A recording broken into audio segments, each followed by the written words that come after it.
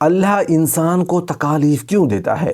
اللہ پاک انسان کو تکالیف دے کر کیا سبق سکھانا چاہتا ہے؟ اللہ کا انسان کو تکالیف دینے میں کیا حکمتیں اور کیا راز پوشیدہ ہے؟ محترم ناظرین، کبھی آپ نے سوچا ہے کہ آزمائشیں مجرموں پر کیوں نہیں آتی؟ یہ کیسا نظام ہے کہ بعض اوقات سب سے زیادہ نیک لوگ سب سے زیادہ تکلیف میں مبتلا نظر آتے ہیں؟ وہ جو اللہ کے قریب ہونے کا دعویٰ کرتے ہیں وہی زندگی کے سخت ترین طوفانوں سے کیوں گزرتے ہیں؟ ہم دیکھتے ہیں کہ بعض ظالم چین و سکون کی نیند سوتے ہیں، جبکہ کچھ معصوم لوگ راتوں کو درد میں تڑپتے ہیں۔ آخر یہ سب کیوں ہوتا ہے؟ کیا اللہ ظالم کو کھلی چھوٹ دے دیتا ہے اور اپنے نیک بندوں کو آزمائش میں ڈال دیتا ہے؟ اگر ہاں تو آخر اس میں کیا راز ہے؟ کبھی ایسا محسوس ہوا کہ آپ ٹوٹ چکے ہیں؟ زندگی کی مشکلات نے کبھی آپ کو ایسا جھنجھوڑا ہے کہ آپ نے سوچا ہو، یا اللہ میں نے تیرا کیا بگاڑا تھا؟ کوئی قریبی رشتہ بچھڑ گیا، کاروبار تباہ ہو گیا، اولاد نافرمان ہو گئی، یا اچانک کوئی ایسی مصیبت آ گئی جس کا تصور بھی نہ تھا۔ ایسے لمحات میں انسان کے دل میں وسوسے جنم لیتے ہیں۔ وہ سوچنے لگتا ہے، کیا واقعی اللہ مجھ سے ناراض ہے؟ کیا یہ میری خطاؤں کی سزا ہے؟ لیکن رکیں، ہو سکتا ہے کہ اس آزمائش میں وہ راز چھپا ہو جسے ہم ابھی سمجھ نہیں پا رہے۔ تکلیف اللہ کی ناراضگی ہے یا محبت کی نشانی؟ ہم میں سے اکثر لوگ سمجھتے ہیں کہ مشکلات صرف گنہگاروں کے لیے ہیں، لیکن اگر ایسا ہوتا تو انبیاء سب سے زیادہ آزمائشوں سے کیوں گزرے؟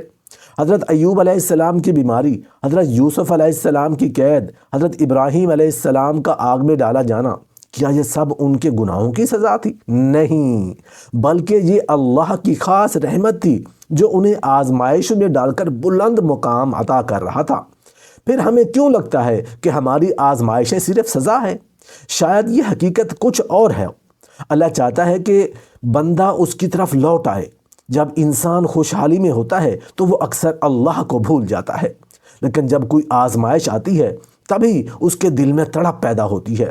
وہ سجدے میں گر کر گڑ گڑاتا ہے، دعا میں آنسو بہاتا ہے اور اپنے رب کو شدت میں پکارتا ہے۔ قرآن ہمیں یہی سکھاتا ہے، اور جب انسان کو تکلیف پہنچتی ہے تو وہ ہمیں لیٹے بیٹھے اور کھڑے ہوئے پکارتا ہے، لیکن جب ہم اس کی تکلیف دور کر دیتے ہیں تو وہ ایسے ہو جاتا ہے جیسے کبھی ہمیں پکارا ہی نہ تھا۔ اللہ انسان کو بہتر بنانے کے لیے آزماتا ہے۔ سونے کو جب آگ میں ڈالا جاتا ہے تو وہ میل کچیل سے پاک ہو کر خالص بن جاتا ہے۔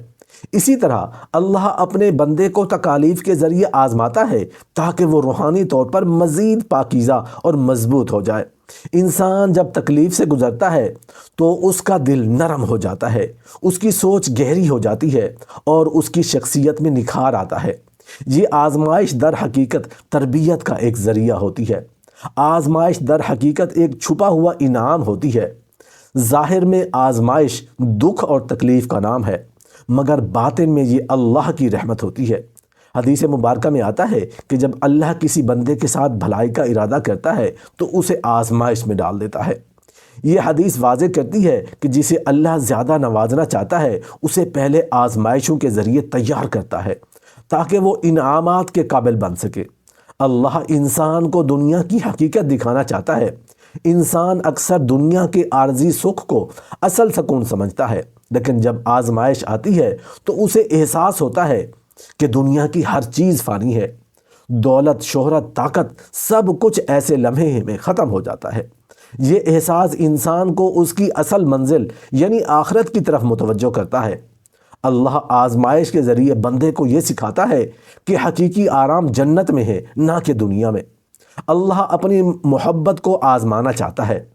ہم سب دعویٰ کرتے ہیں کہ ہم اللہ سے محبت کرتے ہیں، لیکن کیا محبت کا دعویٰ بغیر آزمائش کے سچ ثابت ہو سکتا ہے؟ قرآن میں اللہ فرماتے ہیں، کیا لوگوں نے یہ گمان کر لیا ہے کہ وہ صرف یہ کہہ دینے سے چھوڑ دیے جائیں گے کہ ہم ایمان لائے اور ان کی آزمائش نہیں کی جائے گی؟ یہ آیت واضح کرتی ہے کہ سچا مومن وہی ہوتا ہے جو آزمائشوں میں صبر کرے اور اللہ پر بھروسہ رکھے۔ تکلیف کے بعد ہمیشہ خوشخبری ہوتی ہے۔ اگر آپ غور کریں تو آپ دیکھیں گے کہ ہر بڑی آزمائش کے بعد بڑی خوشخبری ملتی ہے۔ حضرت یوسف علیہ السلام کو کنویں میں ڈالا گیا مگر پھر وہ مصر کے بادشاہ بنے۔ حضرت ایوب علیہ السلام برسوں بیمار رہے مگر پھر انہیں صحت اور بے شمار نعمتیں عطا ہوئیں۔ یہی اصول عام انسانوں کے لیے بھی ہے۔ جو صبر کرتا ہے وہ انعام پاتا ہے۔ اللہ اپنے بندے کو کبھی اس کے حال پر نہیں چھوڑتا۔ اگر وہ آزمائش دے رہا ہے تو اس کا مطلب یہ ہے کہ وہ بندے کو بھولا نہیں بلکہ اسے اپنے قریب کرنا چاہتا ہے۔ ہمیں چاہیے کہ ہم مشکلات میں مایوس ہونے کی بجائے یہ سوچیں کہ اللہ ہمیں کسی بڑے مقام کے لیے تیار کر رہا ہے۔ اگر ہم صبر کریں تو آزمائش کے بعد یقیناً راحت اور انعام ہمارا مقدر ہوگا۔